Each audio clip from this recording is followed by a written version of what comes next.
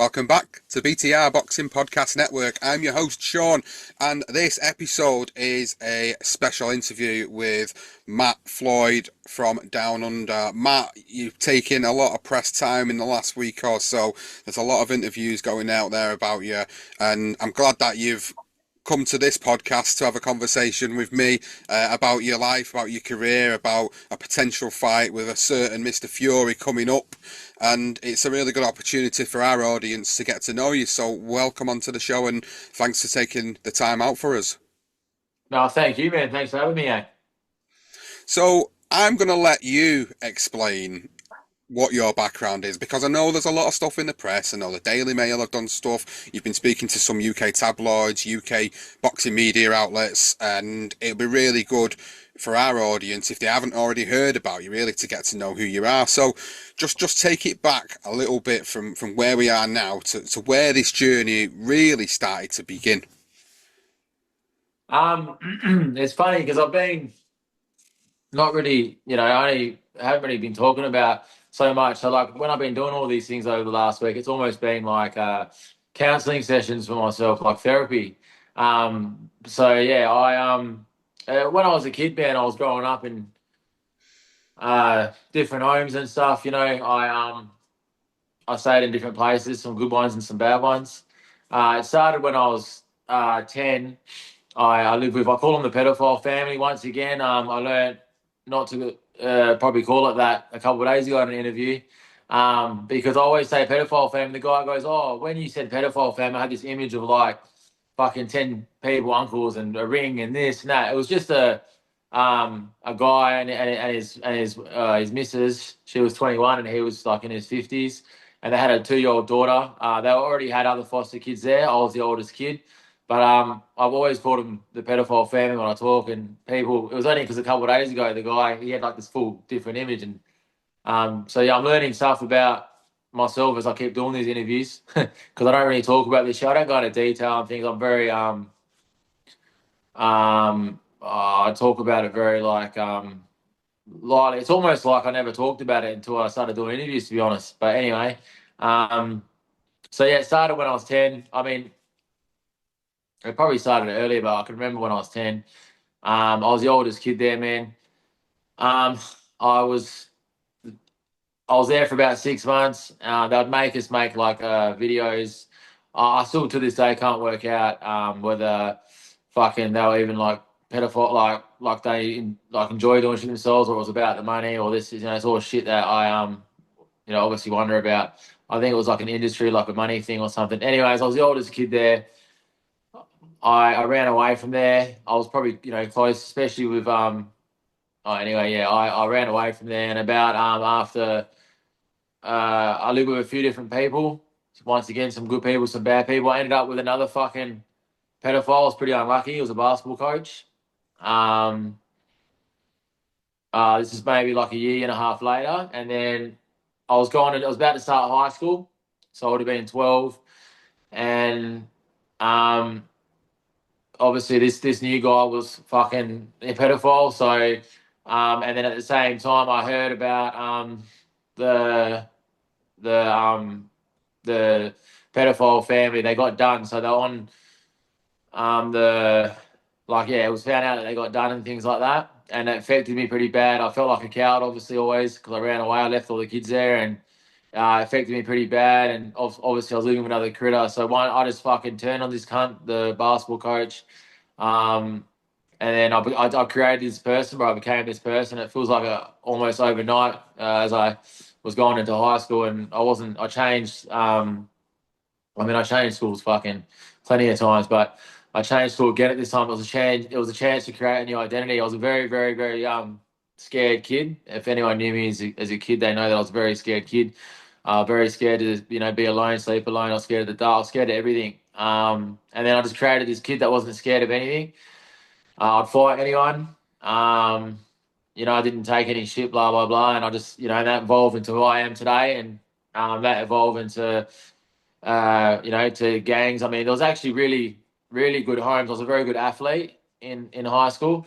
So I stayed in really good homes with another good athlete. And I had a really good family. But at that stage, I was rebelling. Like I didn't want a home at that stage, so I'd fucking leave and want to be on the street and lead gangs and all sorts of shit. So yeah, and that led to obviously eventually I ended up leading another gang as an adult, and it was always on the side. I'd always myself I would fucking if I could get a pedophile, I would obviously. And when I had the gang and that they supported me in that, and we just fucking I took it to a whole new fucking level.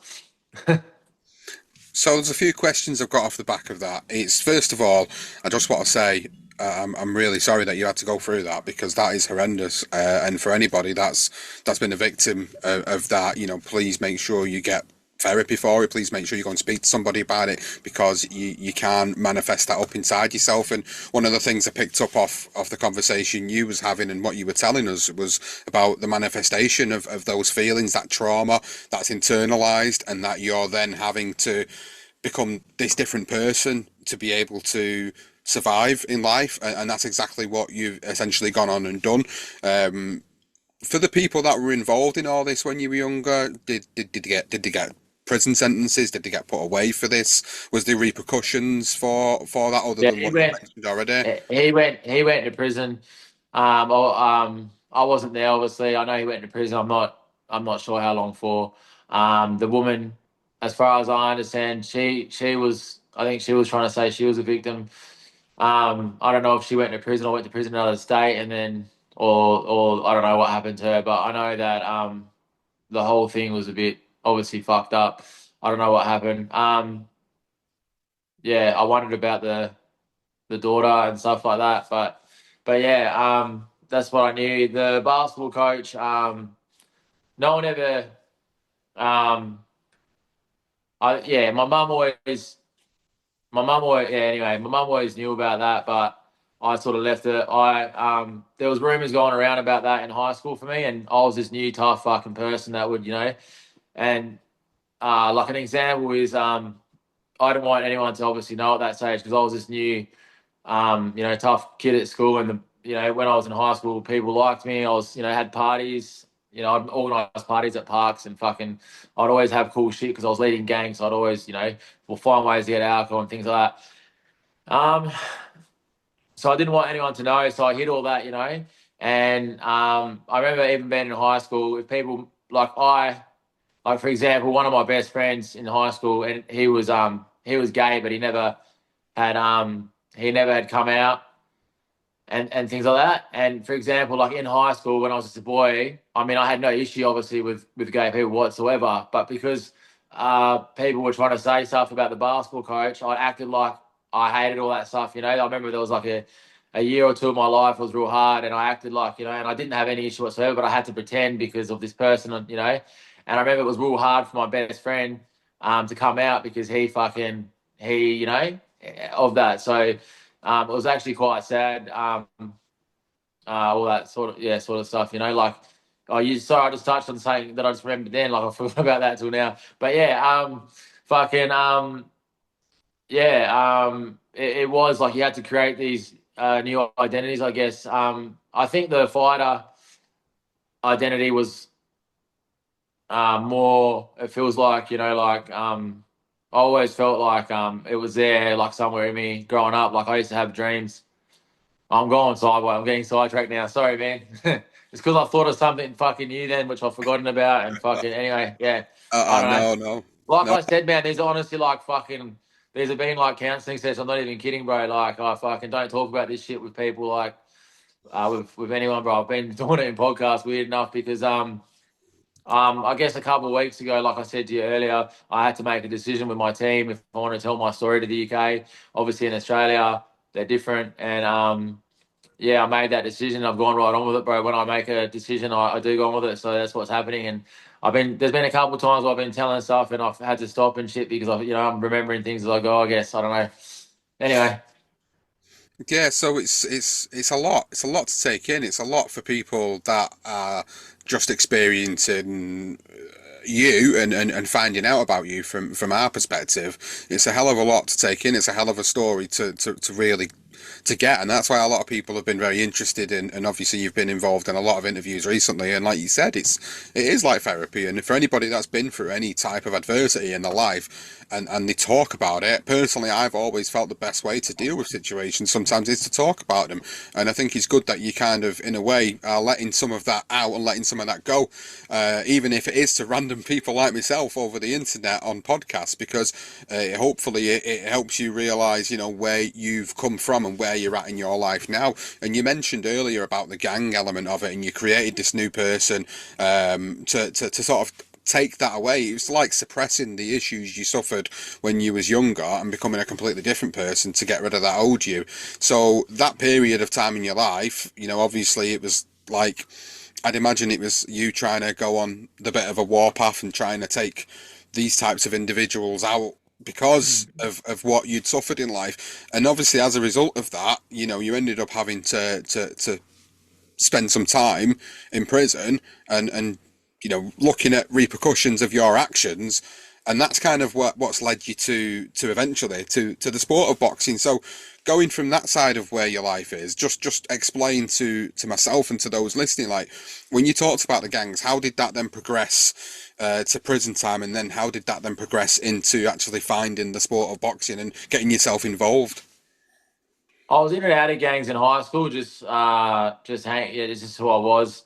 Um, I obviously evolved from that. I met quite a lot of people. They liked to respect me. I was young. I'd always fight anyone. I mean, I got into 500 fucking plus fights in high school. When I was 16, in the movies you always see that smart ass kid who thinks he can fight, and then someone takes him to a gym and he gets, that happened to me. Real life story. My older mates, who trained and things like that, they took me to a gym. It was a mixed martial arts gym. And I got beat up the first day I was there, So, and me being me, because I changed at this stage, that night I fucking didn't sleep that night, and I woke up the next day. I just couldn't wait to get to this fucking gym. I just wanted to train for hours and hours until I fucking beat this cunt, this guy back up. He was an adult too, and I trained every day. If it wasn't for if I had some backing or like a me, like how I father figure heaps of boys today, if I had someone like that in my life, I reckon I would have become a world champion at fucking 19 or 20. I was always a very, very great athlete, and I love to fight at this stage, and I just never had the back, and I always got in and out of trouble. And then eventually, I built up that street credit, I guess, from being a fighter and young, and got around in that. So I ended up leading at a very young age. Even before the gang, I was fucking. I remember, if I was grabbing, if I heard about a pedophile situation, I'll try and act on it. But I got a lot better and smarter, obviously, when I had a bit of power behind me, and that, and it led to bigger and better things, obviously. And I know that I know that as long as I never hurt anyone that I thought was innocent, I could go to bed at night. Even when you talk about hurting, I remember the very first time I ever got one. I had a few mates with me, and one of them's a bit of a sicko, and he did some pretty bad things to this pedo.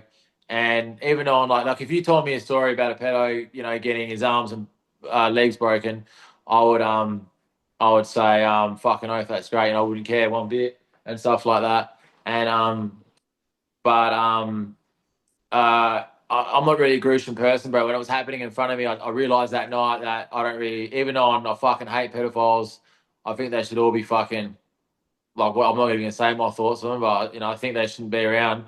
I still couldn't see someone cowering in front of me getting bashed, I haven't got it in my heart, let alone could I ever hurt an innocent person. So, I decided that I wanted something different each time we go. I worked out over time, it evolved to, say for example, if two boys get grabbed by little boys get grabbed by a pedophile, one's probably gonna, I think 50% of boys will kill themselves, and the other 50 end up fucked up like myself, right? And they get scared to death. I remember how scared I was. I remember how scared other people were. So my thing was I just wanted to scare them to death almost. I wanted them to actually believe they're going to die, and for as long as I could. So if one of the boys fucked it up and let one of the boys know that we weren't fucking around, I would almost dirty up, you know. I'd be like, fucking, because I'd planned so well. Like, I just wanted them for as long. So, like, you might make them bury, like I've said, you know, before, they might make them for, just these are examples. You might make them bury their own grave for as long as they can on their own, which takes hours. And then you do other things and you just want to make them actually think they're going to die for as long as you can. You've obviously, we would get evidence on them. So, like, say people in the community knew what I was doing. So, there'd be a bit of a shit cunt to sort of give you up, you know, like how we got done in the end. We actually got set up. No one actually gave us up in the end. We got set up by the police because the people were behind us, sort of, you know, like. But people would come to me, or even now, every single day, bro. I'll get a message about, you know, a pedo or something, but I have to obviously leave it. I've got different things happening now. You know, I've had to leave it over the time and that, obviously. But anyway, back then we'd get these messages, and we would look into it. Like, we wouldn't just get some girlfriend, some girl's fucking ex-boyfriend or something. We'd make sure they were proper critters, and we'll do our research, find out. And back then, so this is before, like today, you've got everyone doing it on cameras and getting them and lure them to the parks and whatever. This was before that, bro. We just wanted to get pedos because I hated pedos. Simple as that. We didn't do any videos, or I wouldn't have let the boys do videos anyway because I didn't want to risk anything. And but we had this guy with us that was real smart, and he pretended to be a kid. I know everyone does it today, so when I tell people, they're like, "Oh, that's nothing." But back then, it was real special, bro. It was, trust me, like when he come up with this, I was like, "That's fucking amazing!" Like, it was, you know. And he would trick them, and then for however long they'd think they're talking to a kid, he'd be building up all this evidence against him, and then obviously we'd lure him the best way we could, and would get him. And they knew that we had this evidence against him, so it was very unlikely they're going to go to the police. Plus, we weren't breaking their arms and legs, so we'll scare them to death. So that's how I kept everyone safe, you know. And no one was made to do anything. Anyone that ever did anything wanted to do it, I would have done it on my own. Like, there was plenty of times I did shit on my own. I remember hiding in a cupboard all night by myself. Anyway, waiting for a pedo. So yeah. Anyway, sorry. Yeah. So you did some prison time as a result of it. I Well, think I did not just some prison time. I like pretty much spent most of my 20s in prison for it. Ultimately, I faced the ultimate penalty for all this stuff. And yeah, fucking. I mean, at the end of the day, I don't like coming on these things trying to make people think I was a saint. Like, I have done things wrong. You know, like I definitely. I don't claim I was a saint. I've done things bad. I just don't believe I've ever hurt anyone innocent, and I stand by that. I know myself that it'd be hard for me to sleep at night if I had, or not anyone that I have thoughts innocent at the least. Um, I did prison in the end. Most of my 20s I did in prison, bro. So I got out when I was 29 or something, and then since then I've never looked back.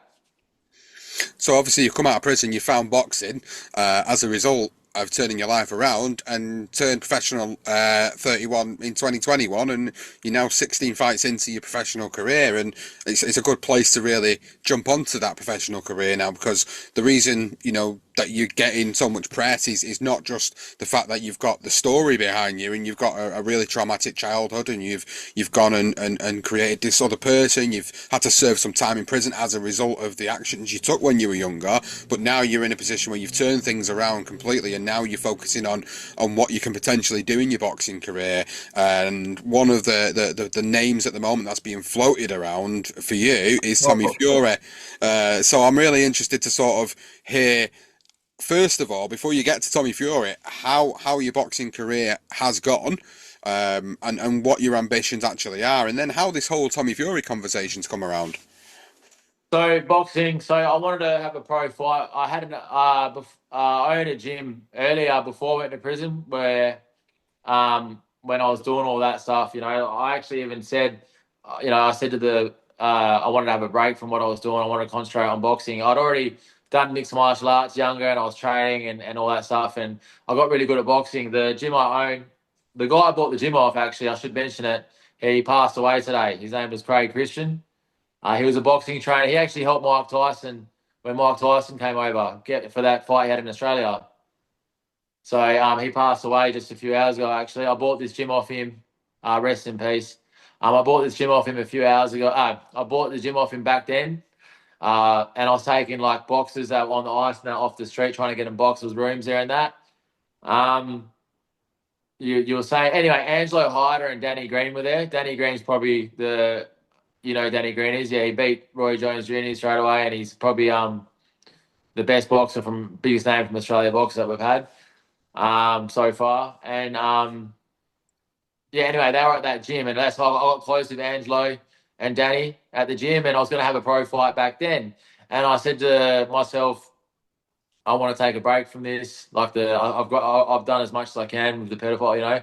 Hopefully, other people can stand up, and I want to have a boxing fight, etc. And then we got set up with this pedophile, and ultimately, I did the time for it all. And then when I was in prison, I was relentlessly training in there, fucking 4 hours in front of a mirror. I practically trained myself because that's why I think I'll beat everyone because I've taught myself really bad habits, but I got really good at the bad habits. So no boxer can prepare for me, and I think I'm far too strong for my weight. So anyway, that's my thoughts of myself. But I was training every day. I got out. I wanted to fight straight away, but they were dogs in Western Australia. They wouldn't let me fight for fucking 2 or 3 years because they knew that I was in there for kidnapping pedophiles. Danny Green stood up for me and blasted him and said this cunt should be awarded a fucking medal. Not told he can't fight. He backed me, and everyone you can think of backed me, but they wouldn't let me fight still for years, which is why I had so much trouble. I've always had to fight. I had to fight in different states, different countries. Some countries are closer because where you are in Western Australia, when you fly to the other states, they're like 5 hours, 6 hours, 3 hours. Everything's so far. It's like quicker to go to Bali or Thailand and shit from where we are. So so I I'm trying to, yeah. So yeah. Anyway, so I had 15 fights. My record says I'm 15-1. There's controversy there, of course, because my life is surrounded by controversy. I can't escape it. That fight actually got reversed. I can send it to you after. So it's actually been called a no contest.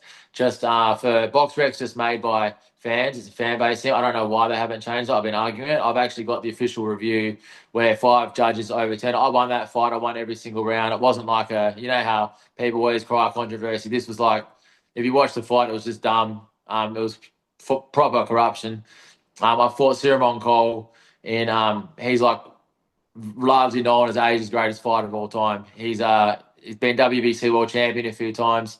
He had 99 wins as a boxer. I think like 4 or 5 losses, and he's had like 500 other fights, like bare knuckle, Muay Thai, all that. So he's a bit older, obviously, but he was my, which I'll probably cop shit for from the press, but not the press, from the fans, but you know, he was my gateway. That's where I was at in that career. You know, I needed to fight a big name who was a bit older to get to the next. You know, obviously I'd fight the best in the world if I could, but we all know how boxing works. So he was the next step. Anyway, I fought him in Thailand, in his home country, where he's a legend. So I fought him at Lupini Stadium, which is historical, and you know, thousands of his people were there, and I went there pretty much by myself. Broke my hand a week before the fight, but I knew I'd outbox him every round anyway. So I just knew that was the plan. I did. There was supposed to be like an Aussie judge and things like that, but there was all 3 Thai judges who were all his family. It was fucking crazy, but they reviewed it. What do you call it? Reversed it to a no contest, which is stupid, but I just got a cop shit as usual. And that was a world title fight, like a shitty world title, but still a world title fight.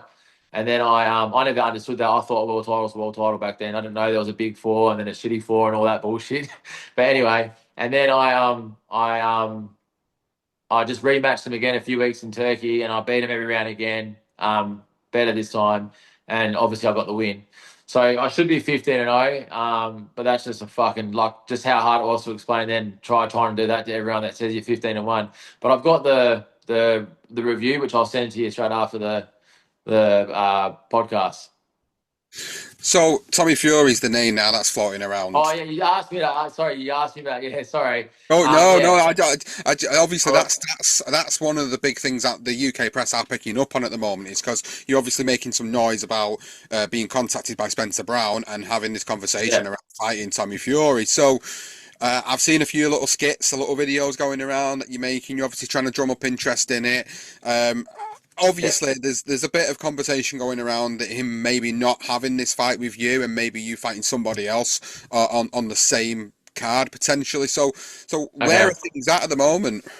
All right, so I actually got talk. There was talk about me fighting him a couple of years ago when he wasn't as big a name. He was at the very like I don't even know back then. Maybe I don't even know if he had fought yet or he was just starting or whatever. I was the same, and it was only like a little bit of money to fight him, and it was because this is like what was after Love Island, but he wasn't as big as he is now, and it was just a talk, and then I was interested, and then it just got left.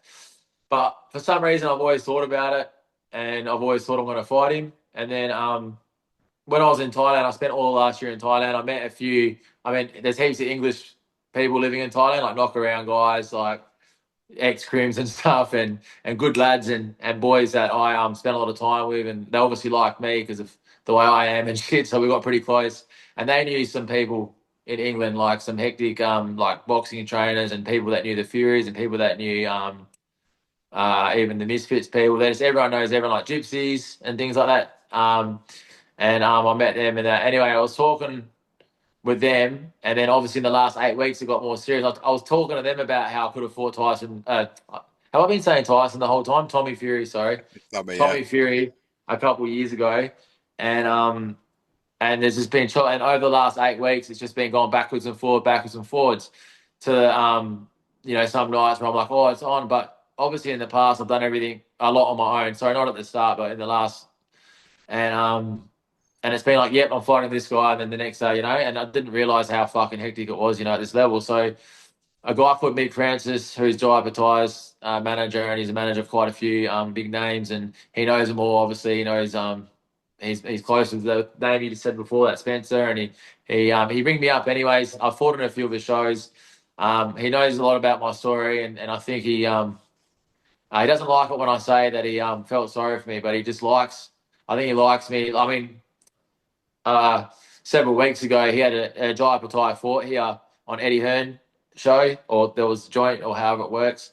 And the semi-main event pulled out. Austin Accuso pulled out against Letty Letty. Letty Letty's a very good fighter. He's like a 20-2, but fought big name fighter. Like he's not a bum at all. And I had just got back from Turkey after a few weeks with eating no good and overweight. Wasn't training. Obviously, still broken hand. My hands just had been fixed 4 weeks ago.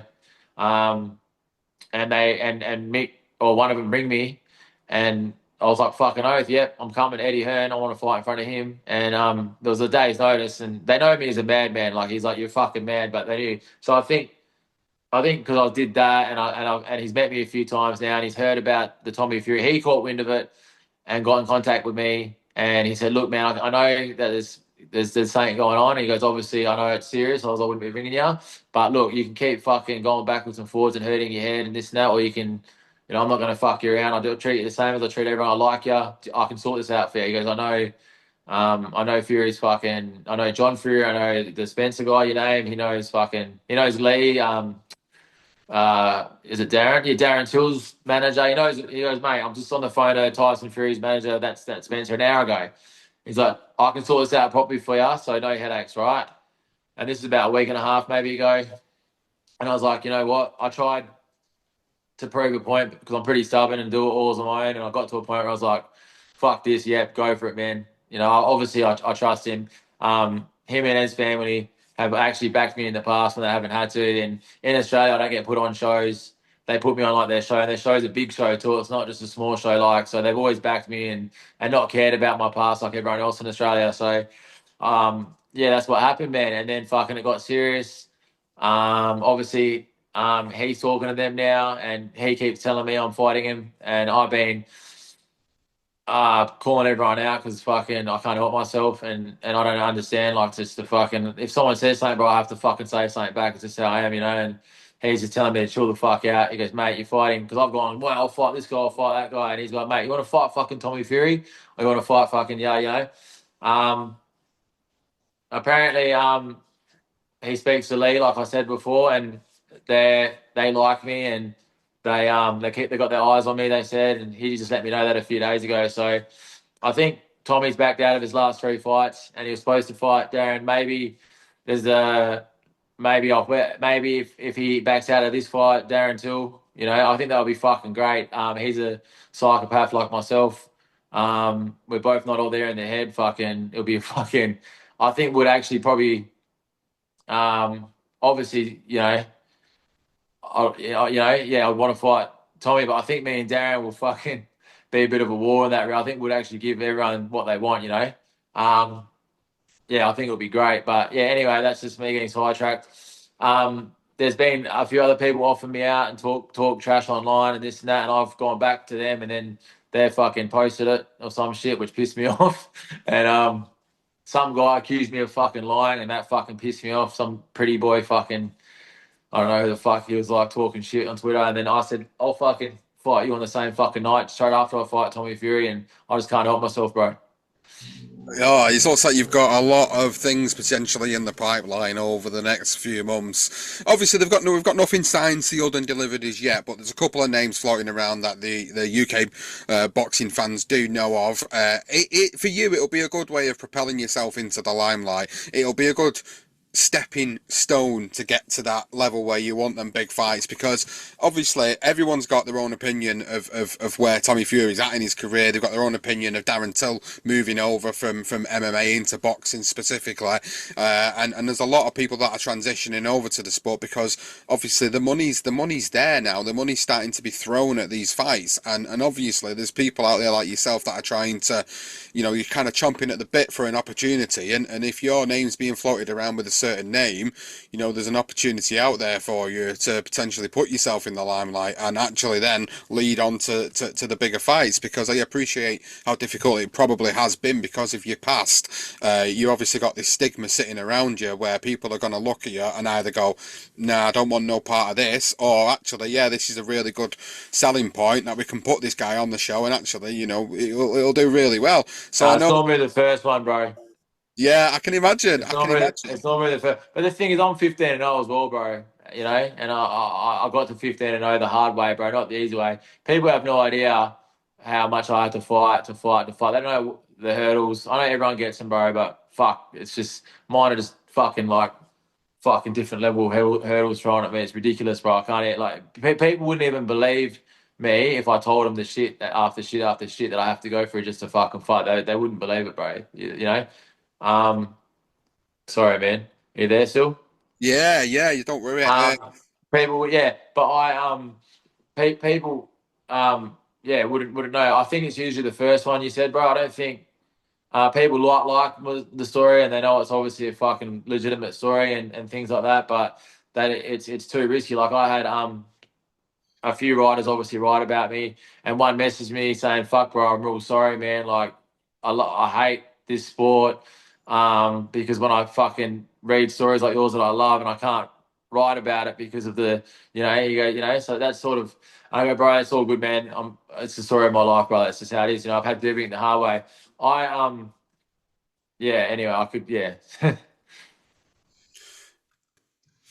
So there's obviously a lot going on in your life, and obviously now with the UK media attention, the fact that I said at the start of the show that you're out there, putting yourself out there, talking about your story, talking about your journey, talking about how you've turned things around, and now talking about a few names that people are actually, familiar with within UK boxing scene, and not just UK boxing scene, the worldwide boxing scene. And I think it's the perfect time now, really, for you to be elevated to that next level in your boxing career, because nobody's really, the wider audience, nobody's really got the opportunity to sort of see if you are going to make it to the top or not, because you're not getting the opportunities, and not everybody's seen if you are what you say you are. And this is where we're now getting the opportunity to do so, because you're making a lot of noise about it, you're talking on social media, you're doing interviews, and this is the perfect time to propel yourself. And do you know what? The thing is with social media is it's been an enabler for people in your position to be able to then put themselves into a position that maybe 10, 15 years ago they wouldn't have been able to. And there's positives to social media, there's also negatives, of course, we know that.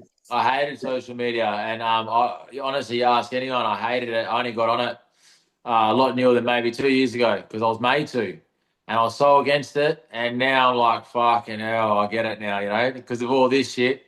Like it's been the last 48 hours, bro. It's been hectic. and it wouldn't have enabled the opportunity to have conversations like with myself and other people, and that's the beauty of it, and that's the beauty of being able to project it to different people worldwide. Multiple people are going to see your interview and the podcast and your interviews with other people, and then that's going to get people talking about who is Matt Floyd, who is this guy, what's his story all about, and then they'll read your story and they go, oh, hang on a minute, yeah, I can kind of resonate with this guy, and I understand he's turned his life around, and there's plenty of people that have done that have been given the opportunity to actually tell that story, and now you're getting the opportunity to tell that story, but also then say to people, look, I'm not just a story, I'm actually a person who wants to do something, good with my life, and I want to take it to a level where I do want to become a champion, and I'm looking to fight whoever I can get that's going to put me into that position to do that, and that's kind of where I think we're at the moment, and it's exciting because we're not getting, like, for us as UK based fans, for the US based fans, for the Australian fans that know you already, it's a good opportunity for us now to get to really know you and to also get to see, can this guy make it to the top? Can he back up what he's saying? And this is what, is a great story for us as fans. We love it because we then love to see, like, oh, actually, yeah, you might be talking a lot of shit on social media, but actually, he's going in there and he's backing it up, and he's beating guys that maybe you wouldn't have expected him to go in and beat because you don't know a lot about him.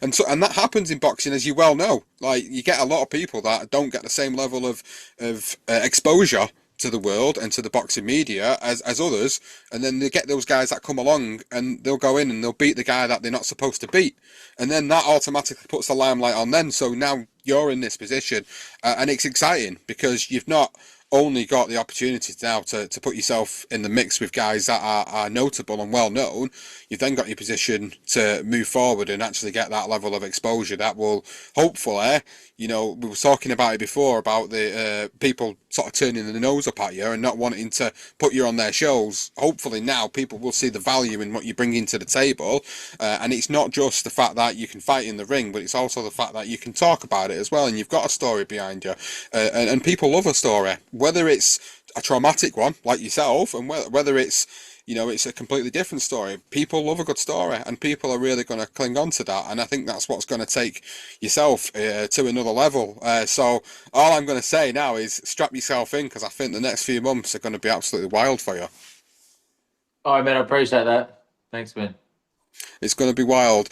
Have you got places where people can go and find your stuff? Because I think that's one of the key things here, isn't it? Like, you're talking to me on the podcast, people are going, yeah, who is this guy? Like, what's he all about? They might have heard you say a few things, they might have heard your story, but if they want to go and see you in action, where can they go and do that, and where can they follow you as well? Mainly my Instagram, man. Like, I started my Instagram, like I said, a couple of years ago. It was the first thing I did. It's Maddie, like the Jedi, Star Wars, then Floyd, my last name. I had to come up with a name because I couldn't use Matt Floyd or something. So we just chucked the Jedi in there. I like Star Wars. And yeah, and then obviously I've made the other things since, only recently, but they're not big because they've all been made new, and I've got a social media team getting involved now who's gonna help me with everything, look after everything, because it's pretty hard. But mainly just Instagram, and there's other ones, but they're just fucking, they haven't been made or done properly or nothing. They're just sitting there. So, Matt, do you think if there's a possibility you're going to get a fight against a Tommy Fury or a Darren Till, do you think it's going to be over here in the UK? Because I know you've mentioned Uh, before possibly Manchester. no, they said, I know. Well, Mick told me it's definitely going to be over there, and I'm pretty, yeah, it's in Manchester from my understanding. So that's what I last got told. I'm pretty sure, I can't remember. It was a few days ago I last spoke. So all I know is I'm coming to the UK. I'm getting ready to go to the UK in about 4 weeks. So my understanding is I'm definitely fighting. And Mick just keeps telling me, you're fighting, don't stress, just start. Like, he just keeps making sure I'm training. He's like, keep fucking training, you're fighting, mate. That's what you need to worry about. Let me sort out the rest. Oh, it's going to 'Cause be I ring exciting. him 10 times a day. Well, I don't blame you. I honestly don't blame you for doing that. And like, I'm based in Manchester, so it would be a really great opportunity for us to catch up as well, in Catch up person. for sure, yeah. we'll get together. I'll get the podcast gear together, and we'll go out and we'll do something. And it'll be really good to sort of see you in person as well, and get you on video in person, because I know these guys listening to this podcast. You know what? We do have quite a few Australians listening to this podcast as well. And I look at the demographics of who listens. We've got a lot of US, a lot of UK, and a lot of Australians that listen. So for those that are Australian listeners now that are listening to this, hopefully you already know of Matt already, and you'll be able to continue to follow his journey. Or if you're just picking him up at this point, it's a perfect opportunity to follow his journey now. So I am genuinely looking forward to sort of seeing what happens now over the next few weeks. But it's been a pleasure having you on. I know it's a little bit of a whistle stop tour, and I know you've probably done this 20 times already, and you're probably going to do it another 20 times over the next week. But I'm always really humbled and really appreciative of you giving me the time and giving our listeners the time on the show to actually talk about a few things within your journey and your story. So thank you so much for coming on the show, Matt. Thank you, man. I'm humbled, bro. And thank you. Absolutely. Cheers, brother.